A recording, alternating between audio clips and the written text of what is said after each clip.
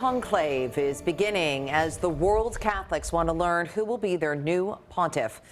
We are in Rome. Here's a live look outside of the Sistine Chapel where the chimney is set for the world to see whether or not we have a new pope anytime soon. This morning, we're also taking a closer look at the process, this historic and ritualistic process to elect a new pope. Yeah, we're joined now by Providence College Divinity Professor Jim Keating for some more perspective and insight into all of this. Good morning, Professor. Thanks for joining us. Good morning. Yeah, so let's talk about the conclave process. Still very ritualistic and tradition, even in these modern times. Why is that so important? Well, they like to go fast, so in some ways it's modern. They keep voting until they elect a pope, but they also do it in a very careful way. So it really has a lot to do with secrecy, efficiency, and making sure that they've elected the election goes the right way as far as process goes. And they need 2/3, is my understanding. What time locally can we expect to see the famous black or white smoke starting to come from the Sistine Chapel?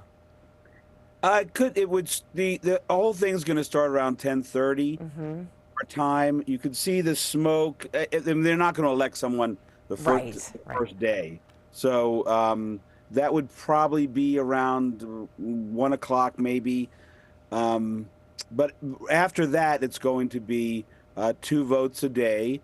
They only burn the 2 votes in the morning, 2 votes in the afternoon. They only burn the ballots with the chemical that is either white or black twice a day. Okay. So that will be early in the morning, 6 o'clock, and then maybe 10:30 again. I think I heard you say, Professor, about the conclave. When you go in as Pope, you come out as Cardinal. In other words, never try to predict what the conclave outcome will be. But what do we know about some of the top contenders, the names that have been thrown out there, their ideologies? Will they continue in Pope Francis's more progressive tenure, or will we go back to something more conservative? Yeah, it sort of goes like this. There's going to be some top candidates. The top candidates now there's one from the Philippines, Tagle, and then there's an Italian, Parolin. If those guys, the first vote we'll see, which will take place today, we'll see exactly how many initial votes they have, and then they'll take a break, and then they come back the next day, and then you'll see they'll take another vote, and then you'll really see whether they progress or they stay the same. And then basically the game is on.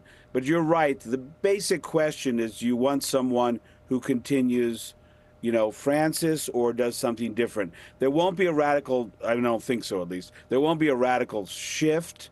Rather, what you'll see is someone who, either goes all the way with Francis or some of the way with Francis, and then some differences. I suspect, this is a lot of people are saying this, that if the first 2 candidates do not progress, the game, it really is anyone's, not anyone's. That's interesting. So then it could really switch up. Yeah. Okay. And what are the key issues, do you think, for the new pope once we find out who that is moving forward? Like if you had to pick the top 3. You have Parolin, you have Tagle, and then the one that everyone is talking about, maybe because of his name, but not really. He's a very impressive figure, is Pizzaballa. Pizzaballa. He's the Latin patriarch in Jerusalem. A very impressive man.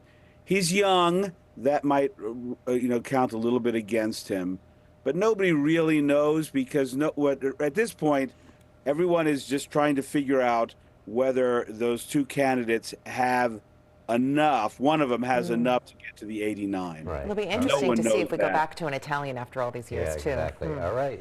I think there's a desire there's a desire there, so it wouldn't shock me. But the leading Italian at this moment, no one really knows, but is man Pizzaballa. So I would, for those who are interested, Catholics obviously ought to pray for the best pope.